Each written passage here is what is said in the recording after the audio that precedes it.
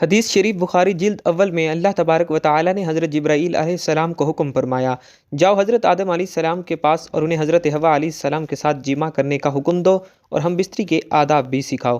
تو جب حضرت جبرائیل علیہ السلام حضرت آدم علیہ السلام کے پاس تشریف لے آئے اور اللہ کا حکم سنایا تو حضرت آدم علیہ السلام کہنے لگے جمع کیا ہوتا ہے، وہ کیسے ہوتا ہے۔ حضرت جبرائیل علیہ السلام نے حضرت آدم علیہ السلام کو حضرت آدم علیہ السلام اور حضرت حوا کی پہلی زفاف جاننے کے لیے اس ویڈیو کو آخر تک ضرور دیکھیں۔ بسم اللہ الرحمن الرحیم۔ السلام علیکم ورحمۃ اللہ وبرکاتہ۔ حضرت آدم علیہ السلام کو حضرت حوا علیہ السلام سے ہم بستری کرنا کس نے اور کیسے سکھایا تھا؟ حضرت سیدنا امام غزالی رحمۃ اللہ علیہ فرماتے ہیں، ہم بستری کرنا جنت کی لذتوں میں سے ایک لذت ہے۔ حضرت سیدنا جنید بغدادی رحمۃ اللہ علیہ فرماتے ہیں، انسان کو جماع کی ایسی ضرورت ہے جیسے غذا کی۔ محترم ناظرین، جیسا کہ ہم سب جانتے ہیں کہ کھانا پینا انسان کی سب سے پہلی اور سب سے بڑی ضرورت ہے۔ اگر ہم کھانا پینا چھوڑ دیں گے تو ہمارا جسم اور صحت زیادہ عرصے تک برقرار نہیں رہ سکیں گی۔ بالکل اسی طرح کھانے پینے کے بعد میاں اور بیوی کی شرعی ملاقات یعنی کہ ہم بستری نہایت ہی ضروری عمل ہے۔ اس شرعی ملاقات کو ہم بستری جماع یا میاں بیوی کا تنہائی میں محبت برا کام سر انجام دینا، جو بھی نام دینا چاہیں درست ہوگا۔ جب آپ صحبت قائم کرتے ہیں تو آپ کو سکون اور بہت خوشی محسوس ہوتی ہے، آپ بھی اپنے آپ سے پیار کرنے لگ جاتے ہیں۔ میاں بیوی کی جماع کے دوران ایسے ہارمونز خارج ہوتے ہیں جو میاں بیوی کی خوشی کا بھی باعث بنتے ہیں۔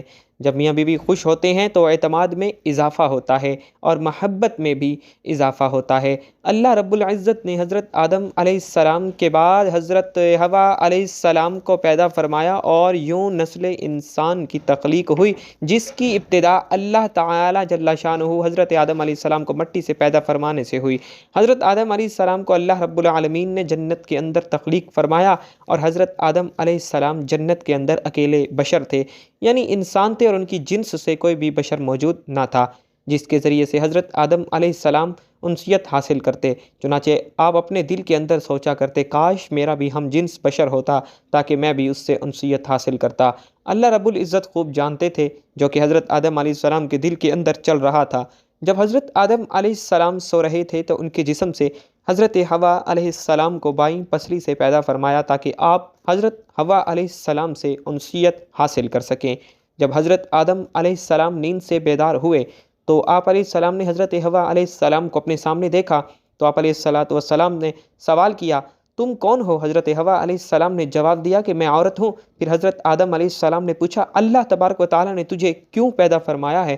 تو حضرت حوا علیہ السلام نے جواب دیا کہ اللہ رب العالمین نے مجھے آپ کی تسکین کے لیے پیدا فرمایا ہے تاکہ آپ میرے قرب سے سکون حاصل کر سکیں۔ یہی وجہ ہے کہ حدیث پاک میں حضور اقدس صلی اللہ علیہ وآلہ وسلم نے کمارے لڑکے اور کماری لڑکی کو مسکین قرار دیا، کیونکہ دونوں کا کوئی مؤنث نہیں ہوتا، لہٰذا جوان اولاد کی جلدی شادی کر دینی چاہیے تاکہ وہ میاں بیوی ایک دوسرے کے قرب سے سکون پا سکیں۔ بعض روایات کے اندر آیا ہے کہ حضرت آدم اور حضرت حوا علیہ السلام جنت کے اندر خوشی خوشی رہتے تھے اور وہاں پر عیش کی زندگی گزار رہے تھے، لیکن یہ بات یاد رکھیں کہ اللہ رب العالمین نے جنت میں حضرت حوا علیہ السلام کی تخلیق سے پہلے ہی حضرت آدم علیہ السلام کو ایک درخت کے قریب جانے اور پھل کھانے سے منع فرمایا تھا، جبکہ بعض روایات کے اندر اس واقعے کو اس طرح سے ذکر کیا گیا ہے کہ حضرت آدم علیہ السلام جب جنت کے اندر رہتے تھے تو ان کا کوئی غم خوار نہیں تھا، کیونکہ آپ علیہ السلام اکیلے انسان تھے۔ چنانچہ آپ علیہ السلام کے دل کے اندر یہ چاہت تھی کہ کاش میری جنس سے کوئی اور بھی ہوتا کہ جس سے میں تسکین حاصل کر سکتا۔ اللہ تبارک و تعالی نے حضرت آدم علیہ السلام پر نیند کا غلبہ فرمایا۔ یہ بات یاد رکھیں کہ یہ پہلی نیند تھی جو کہ بنی آدم پر طاری ہوئی۔ چنانچہ اسی نیند کے اندر اللہ تبارک و تعالی نے حضرت حوا علیہ السلام کو حضرت آدم علیہ السلام کی بائیں پسلی سے پیدا فرمایا۔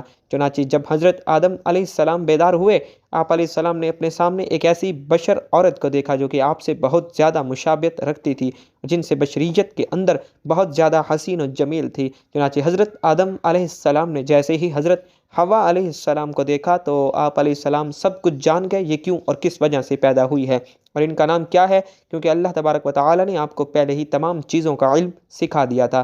چنانچہ پھر اس کے بعد فرشتے حضرت آدم علیہ السلام کے علم کا امتحان لینے کے لیے ان کے پاس آئے اور حضرت آدم علیہ السلام کو سلام کیا، اور حضرت آدم علیہ السلام کو سلام کرنے کے بعد فرشتوں نے پوچھا کہ یہ سامنے تمہارے جو مخلوق موجود ہے یہ کیا چیز ہے؟ حضرت آدم علیہ السلام نے ارشاد فرمایا یہ عورت ہے۔ چنانچہ پھر ان فرشتوں نے دوسرا سوال یہ کیا کہ اس عورت کا نام کیا ہے؟ تو آپ علیہ السلام نے فرمایا کہ اس کا نام حوا علیہ السلام ہے، جس پر فرشتوں نے پھر سوال کیا ان کا نام حوا کیوں رکھا گیا ہے؟ حضرت آدم علیہ السلام نے جواب دیا کیونکہ ان کو ایک زندہ انسان سے پیدا کیا گیا ہے، اسی وجہ سے ان کا نام حوا علیہ السلام رکھا گیا۔ حضرت ابراہیم نخائی رحمہ اللہ علیہ روایت کرتے ہیں جب اللہ رب العالمین حضرت آدم علیہ السلام کو پیدا فرمایا تو اللہ تبارک و تعالی نے حضرت آدم علیہ السلام کی طرف ایک فرشتے کو بھیجا۔ حضرت آدم علیہ السلام کو جمع یعنی کہ ہم بستری کا حکم دیا تو انہوں نے حضرت حوا علیہ السلام سے ہم بستری کی۔ چنانچہ جب حضرت آدم علیہ السلام نے جمع سے فارغ ہوئے تو حضرت حوا علیہ السلام نے کہا اے آدم علیہ السلام یہ تو بہت اچھی چیز ہے، اس کو میرے ساتھ اور زیادہ کرو۔ اس حوالے سے اس کی کوئی سند موجود نہیں۔ یہ بعض روایات میں آتا ہے کہ حضرت آدم علیہ السلام کو جنت کا ممنوع پھل کھانے کی وجہ سے زمین پر اتار دیا تو کافی عرصے تک ایک دوسرے سے جدا رہے۔ چنانچہ حضرت آدم علیہ السلام اللہ رب العالمین کی محبت اور اپنی خطا پر بہت زیادہ گریہ وزاری فرمایا کرتے تھے۔ چنانچہ آپ علیہ السلام کے رونے کی شدت کی وجہ سے ایک دن حضرت جبرائیل علیہ السلام نے اللہ تبارک و تعالی کی بارگاہ کے اندر حضرت آدم علیہ السلام کی سفارش کی، جس پر اللہ تبارک و تعالی نے حضرت آدم علیہ السلام کے دل کے اندر توبہ کرنے کے طریقہ کار کو پیدا فرمایا۔ میرے پیارے حبیب نبی کریم صلی اللہ علیہ وآلہ وسلم کے وسیلے سے میری بارگاہ کے اندر توبہ کرو تو میں تمہاری توبہ کو قبول کر لوں گا۔ چنانچہ پھر اسی طرح سے حضرت آدم علیہ السلام نے اللہ تبارک و تعالی کی بارگاہ کے اندر توبہ کی تو اللہ رب العالمین نے ان کی توبہ قبول کرتے ہوئے حضرت جبرائیل علیہ السلام کو خوشخبری سناتے ہوئے فرمایا جاؤ آدم علیہ السلام سے کہو تمہاری توبہ قبول ہوئی۔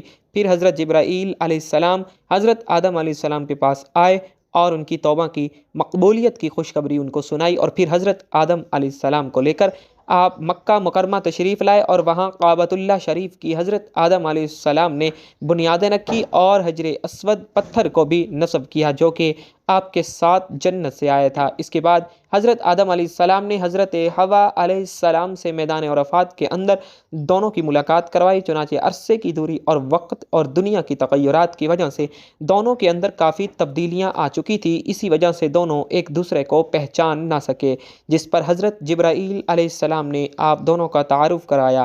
محترم ناظرین، حضرت آدم علیہ السلام اور حضرت حوا علیہ السلام اکٹھے رہنے لگے، لیکن حضرت آدم علیہ السلام کو جنت کے اندر حضرت حوا علیہ السلام سے قربت کرنے سے منع کر دیا گیا تھا اور نہ ہی کسی قسم کی طوالت اور تناسل کا سلسلہ شروع ہوا تھا، اس لیے حضرت آدم علیہ السلام اور حضرت حوا علیہ السلام علیحدہ علیحدہ سویا کرتے تھے۔ چنانچہ ایک مرتبہ اللہ رب العزت نے حضرت جبرائیل علیہ السلام کو حکم فرمایا کہ جاؤ اور حضرت آدم علیہ السلام کو حکم دو کہ وہ حضرت حوا علیہ السلام سے جمع کریں اور ان کو آداب مباشرت بھی سکھاؤ۔ چنانچہ حضرت جبرائیل علیہ السلام حضرت آدم علیہ السلام کے پاس تشریف لائے اور ان کو اپنی بیوی حضرت حوا علیہ السلام کے قریب ہونے کا حکم دیا اور ان کو آداب مباشرت بھی سکھائے اور انہیں اس بات کا حکم دیا کہ یہاں سے اٹھ کر حضرت حوا علیہ السلام کے پاس جا کر لیٹیں۔ چنانچہ حضرت آدم علیہ السلام نے ایسا ہی کیا، جس کے بعد حضرت آدم علیہ السلام جب واپس آئے تو حضرت جبرائیل علیہ السلام نے پوچھا کہ آپ نے اپنی بیوی کو کیسا پایا؟ تو حضرت آدم علیہ السلام نے ارشاد فرمایا کہ بہت اچھا پایا۔